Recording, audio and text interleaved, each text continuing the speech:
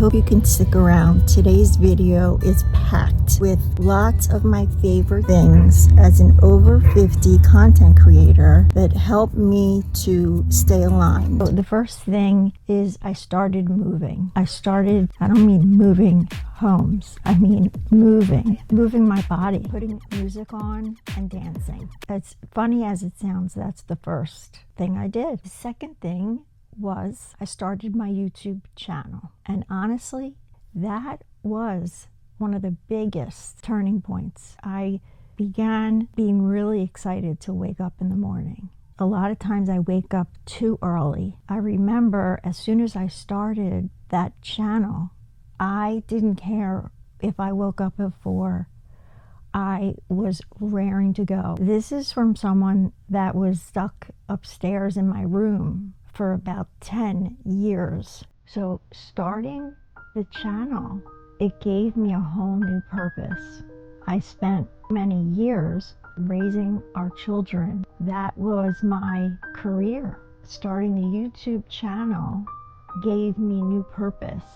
Now that the kids are a little bit older and they don't need me as much, I highly recommend, if you have this feeling inside that you want to start a channel, I cannot recommend it enough. It is a true creative outlet as well. Editing your video, you'll see as you learn the process how much opportunity there is to be creative. I started walking again, and I started out small. You don't have to walk a mile to start. There was no way I could have done that. Start small. Start with an amount of time you know you can do. If it's 5 minutes, it's 5 minutes. Set your goal. Decide how many days you want to start, or just start. And don't decide all those things. It doesn't have to look any way. However you think you'll be the most successful in doing it, that's how you should do it. Walking was something that definitely helped me feel happier. Part of that, this really could be a separate one, was just getting out into nature again, fresh air and the sun. I realized more than ever how important it is to connect with nature and be outside. Something you might want to try. I started, then it got cold and we had some snow, earthing, and you literally go outside with bare feet and walk in the grass and connect with the earth. It feels really grounding. Give it a try. I think you'll like it. Being a former people pleaser, I definitely had a tendency to put other people first, and it would be to a fault. That has changed. I've learned to consider myself more first and my feelings, and if something's right for me or not. And that was a big change. It's not okay to always be considering someone else first. I'm not saying not to be considerate. Of course, it's important to consider other people. But if it goes against what you're feeling, then it's a problem. Next one is your self-talk. How is your self-talk? I know that there was a time it was very negative, and often it's harmful. It's not healthy. Something that so many of us get stuck doing because we've been doing it since childhood, some of us. It can come from a place, from a wound from childhood. I remember when I mispronounced a word, the person that corrected me made a huge deal about it. Sometimes those thoughts will pop up if I get really frustrated enough with something. But it's gotten so much better. Your mind is going to believe what you tell it. So the more positive self-talk, the better you're going to feel about yourself. If you have some favorite affirmations or quotes, write them down and hang them up where you're going to see them, like on your bathroom mirror I put a decal that had sayings from manifestation. It has 3 things to say to myself every time I look at them. It reminds me to say it and think about it because it's right there in my mirror. Can't miss it. It always helps if you give yourself little reminders. You can do that with your phone too. You can set your phone to deliver a message. Meditation is something that I return to and has made a big difference. And it's something that I'm trying to increase every day. Giving yourself that chance. It doesn't have to look any certain way. Basically, the most important part is giving yourself that quiet time to reflect. Doing artwork, for me, that's a hobby that I enjoy. Creative projects. So if there's something that you enjoy, it doesn't have to be art. It is very therapeutic. Give yourself that time to just spend doing something creative and fun and open-ended. I definitely make it a point to learn more about spirituality, the way we can grow up with certain stories or beliefs that we have that end up not being true, that might have been creating blocks for us. Like that example that I gave with the person that corrected me. That is something that was influential to me. I kind of mentioned this one before with the people pleasing. The people pleasing is something I decided does not serve me well and is something that I work on every day to let go. Caring what others think. This is definitely one that, whether I would like to admit it or not, well, I think everybody to some degree cares, but I think I cared too much. So I realized that I needed to modify that and not care. And that kind of goes along with doing what's best for you. A lot of these kind of overlap a little bit. Your mindset will shape how you feel and your reaction and the way things affect you. Your mindset is huge as it affects your life.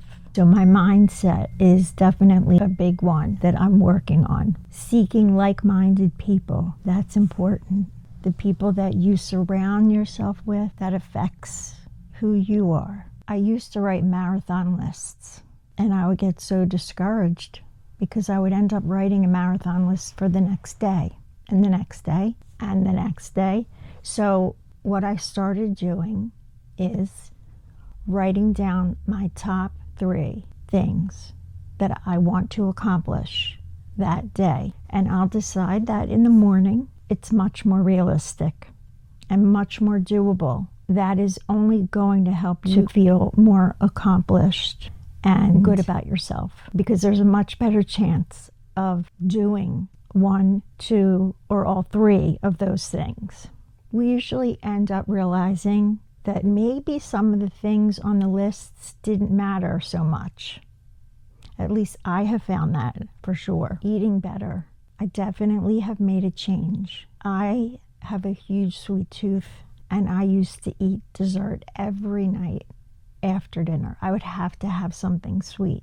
I still get the urge for something sweet, but have given up having dessert every night. I've cut out most processed foods, most sugar. It definitely just feels better eating healthier foods. That has made another big difference for me, staying hydrated. And that is something I work on every day. It doesn't come natural to me to drink a ton of water, but I know I feel better when I get more water in. All systems are working better. Choose happiness.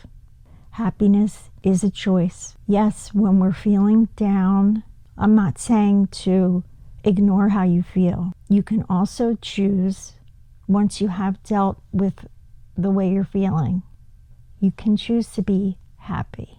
Sometimes if I just force a smile, it will automatically make me feel happy. Let's try it right now. Let's see your best smile. See how happy you feel? No, seriously, it does help. Like, I want to start laughing right now. It really does help. The past does not define you. Remember that. We all have a past, right? Now we're here, over 50, a lot of us. We've had lots happen in our past. That is not who we are. It might have helped how strong we are and how we show up, but it does not define who we are. Avoid toxicity, and that includes the news. And I know you might have a hard time giving up the news, and you can still stay on top of what's going on in the world, however you choose to. There's so many ways of connection, but it does not require watching the news. And to be honest, the news is so negatively focused, and it feeds into that human negative bias that we have to really remember the negative things, the incomplete tasks. I stopped watching the news a long time ago. I have a weather app on my phone. If I need to know what the weather is going to be like, I find out what's going on in the world by hearing things over and over and over and over. Then it becomes toxic. Stop perfectionism. So that's another way I was a lot of times. And again, relates back to childhood wounds, not feeling like we're smart enough or that we are enough. Not a good way to be. It can create a lot of negativity and self-doubt.